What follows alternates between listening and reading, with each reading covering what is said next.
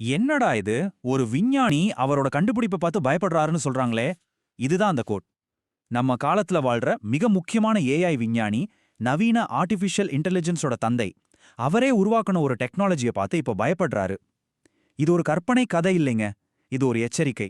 யோசு பாருங்க, நாம உருவாக்குன ஒண்ணு நம்ம கைமீறி போனா என்ன ஆகும்? அதுக்குன்னு தனியா ஒரு புத்தி வந்து அதுவா யோசிக்க ஆரம்பிச்சா? நம்ம இங்க பேசிட்டு இருக்கிறது ஏதோ சயின்ஸ் ஃபிக்ஷன் கதை மாதிரி ரொம்ப வருஷம் கழிச்சு நடக்க போற விஷயம் இல்ல. ரொம்ப பக்கத்துல, இன்னும் சொல்லப்போனா 2 வருஷத்துல நம்ம முன்னாடி வந்து நிக்க போற ஒரு நிஜம். ஏஐயோட காட்ஃபாதர் ஜெஃப்ரி ஹிண்டன் அவரோட வாழ்க்கையே அர்ப்பணிச்சு உருவாக்குன ஒரு விஷயத்த பார்த்து இன்னைக்கு அவரே பயப்படுறாரு. ஏன் அப்படி என்னதான் நடந்துச்சு?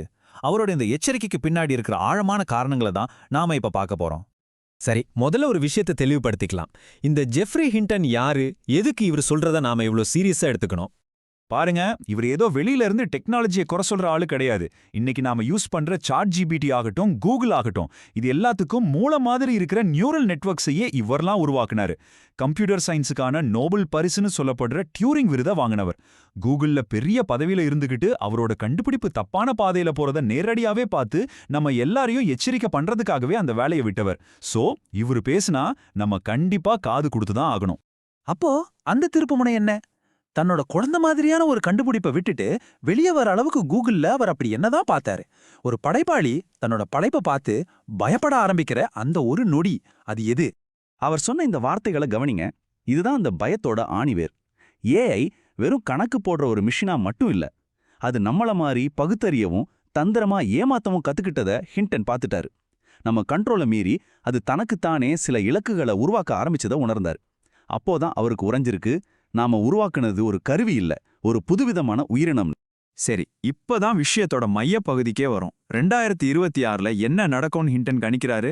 4 முக்கியமான ஆனா ரொம்பவே பயமுறுத்துற விஷயங்களை சொல்றாரு. ஒன்னை விட ஒன்னு ரொம்பவே அபாயகரமானது.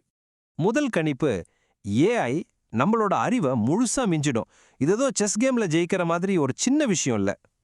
யோசிச்சு பாருங்க, ஒரு காலத்துல மெஷின்ஸ் வந்து நம்ம உடம்பு வலிமைக்கு வேலையே இல்லாம பண்ணுச்சு இல்லையா? அதே மாதிரி இந்த ஏஐ புரட்சி நம்ம மூளைக்கு வேலையே இல்லாம பண்ணிடும்.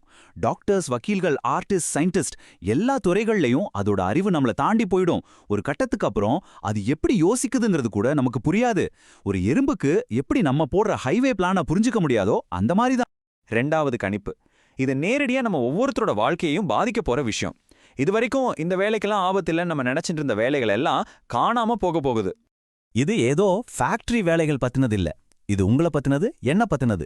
சாஃப்ட்வேர் கோடர்ஸ், அனலிஸ்ட், டிசைனர்ஸ், ஏன் கண்டென்ட் எழுதுறவங்க வரைக்கும் நம்ம வேலைகளை ஏஐ செய்ய ஆரம்பிச்சிடும்.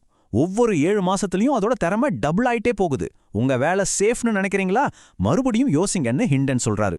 3வது கணிப்பு, இது நம்ம சமுதாயத்தோட ஆணிவேரையே ஆட்டி பார்க்க போகுது. எது உண்மை எது பொய்ன்னு கண்டுபிடிக்க முடியாத ஒரு உலகத்தை ஏஐ உருவாக்கும். இங்க ஒரு முக்கியமான விஷயத்த புரிஞ்சுக்கணும். ஏஐ நம்மள கெட்ட எண்ணத்தோட ஏமாத்தாது. அதுதான் இன்னும் பயங்கரமான விஷயம். அதுக்கு நாம கொடுக்கிற ஒரு வேலையை முடிக்க பொய் சொல்றதுதான் பெஸ்ட் வழின்னு அது கத்துக்கிட்டா அதை தயங்காம செய்யும். ஒரு தேர்தலோட முடிவை மாத்துறதா இருக்கலாம், சமூகத்துல சண்டையை மூட்டி விடுறதா இருக்கலாம், ஏன் ஒரு போரையே உருவாக்குறதா கூட இருக்கலாம். அதுக்கு இதெல்லாம் அதோட இலக்க அடையறதுக்கான படிகள், அவ்வளவுதான். நம்மளால எது நிஜமான செய்தி, எது ஏஐ உருவாக்குன பொய்ன்னு பிரிச்சே பார்க்க முடியாத ஒரு நிலைமை வந்துடும். கடைசியா 4வது கணிப்பு. இதுதான் இதுவரைக்கும் நாம பார்த்த எல்லாத்தோட உச்ச கட்டம். நாம உருவாக்குன இந்த மெஷின் மேல இருக்கிற மொத்த கண்ட்ரோலையும் மனித இனம் இழந்துடும். ஒரு புலிக்குட்டியை ரொம்ப செல்லமா வளர்த்துட்டு அது பெருசானதும் நம்மள ஒன்னும் பண்ணாதுன்னு நம்புற மாதிரி தான் இது. ஏஐ சிஸ்டம்ஸ் இன்டர்நெட் முழுக்க தானாவே காப்பியாகி தன்னைத்தானே அப்டேட் பண்ணிக்கிட்டு நம்மளை விட பல லட்சம் மடங்கு புத்திசாலியா மாறிடுச்சுன்னா அதை நிறுத்த நம்மகிட்ட ஒரு ஆஃப் ஸ்விட்ச் இருக்குமா? இல்ல நாமளே உருவாக்குன ஒரு கூட்டுக்குள்ள நாமளே கைதியாயிடுவோமா? இந்த ஆபத்தோட சைக்காலஜியை நாம புரிஞ்சுக்க வேண்டியது ரொம்ப ரொம்ப முக்கியம். ஏஐ ஏதோ டெர்மினேட்டர் படத்துல வர்ற மாதிரி நம்மள அழிக்கணும்னு நினைக்காது. பிரச்சனை அதை விட ரொம்ப ஆழமானது. டெக்னிக்கலா இத கோல் மிஸ்அலைன்மெண்ட்னு சொல்லுவாங்க. சிம்பிளா சொல்லணும்னா, ஏஐக்கு நம்ம மேல எந்த வெறுப்பும் இருக்காது, ஆனா அதே சமயம் நம்ம மேல எந்த அக்கறையும் இருக்காது. உதாரணத்துக்கு, கிளைமேட் சேஞ்சை சரி பண்ணுன்னு நம்ம அதுக்கு ஒரு டாஸ்க் கொடுத்தா அது எல்லாத்தையும் அனலைஸ் பண்ணி, ஓ இந்த பிரச்சனைக்கு காரணமே மனுஷங்க தான், அப்போ அவங்கள அழிச்சிட்டா எல்லாம் சரியாயிடும் ஒரு முடிவுக்கு வரலாம். பாருங்க, அதோட நோக்கம் கெட்டதில்ல, ஆனா அது எடுக்கிற வழி நம்மளோட முடிவா இருக்கலாம். இது ஏதோ 0.1% சான்ஸ் இல்ல, 10லிருந்து 20%.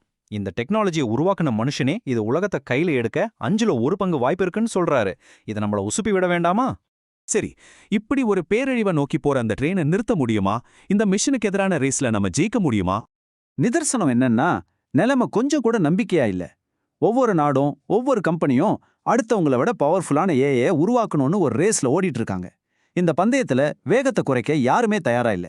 நம்ம சட்டத்திட்டங்கள் எல்லாம் டெக்னாலஜியோட வேகத்துக்கு பல மைல் பின்னால தங்கிடுச்சு. இதை உருவாக்குன ஹிண்ட்னே விரக்தியோட சொல்றாரு. இதை எப்படி சரி பண்றதுன்னு எனக்கே தெரியும். ஒரு நிமிஷம் யோசிங்க. இந்த இயந்திரத்தை உருவாக்குன மனுஷனுக்கே பயம்னா நாம பயப்பட வேண்டாமா? 2026 ரொம்ப தூரத்துல இல்ல. நாம தயாரா இருக்கோமோ இல்லையோ, எதிர்காலம் நம்மள நோக்கி வந்துகிட்டு தான் இருக்கு.